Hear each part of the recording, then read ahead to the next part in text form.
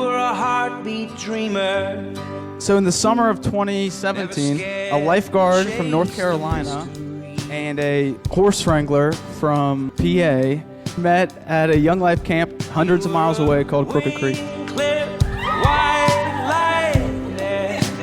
I can remember talking to Bryce and him saying, I'm driving to Raleigh again. It's like you were there like yesterday. What happened? It's not a statue on the boulevard. But every time I talked to Bryce, he was so excited to go back. It wasn't a chore. It was, I get to go see Emily. You're my flashlight in the darkness, baby. You're my electricity. You're the one. You're messing my makeup up. You're gorgeous. The only one I need. We have laughed till we've cried till we laughed, prayed till we saw fruit, and sometimes saw fruit before we even knew what to pray. Emily, you are my best friend through and through. While it is hard to narrow down some of my favorite things about Emily, I've given it a thought, and these two have stood out to me the most in our friendship. First, where others would give advice, you provide scripture. And second, while we all know Emily for her honesty and straightforward nature, I am unendingly grateful that rather than calling me out, you always call me higher. God, we're excited just to do this thing and to just begin our lives. And God, I just thank you for Emily and her love for you, her love for others, and for her love for me. You're my flashlight in the darkness, baby. You're my electricity. I'm not the one you always wanted, the only one you need. Bryce and Emily, your marriage exists because of the gospel, and it must be built upon the gospel.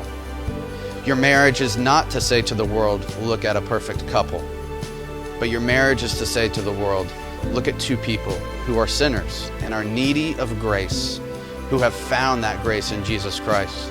Bryce, I want to say to you today, this is your bride. You are to love her to the point of absolute self-sacrifice.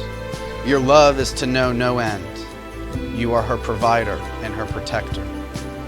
And Emily, I want to say to you today, this is your husband. You are to joyfully submit to him, to trust him, to follow his leadership.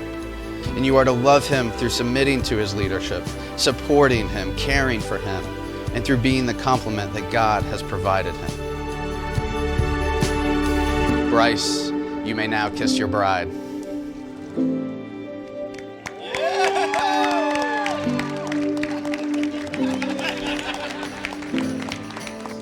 It is my privilege to be the first to congratulate and introduce you to your family and friends as Mr. and Mrs. Bryce and Emily Hastings. Just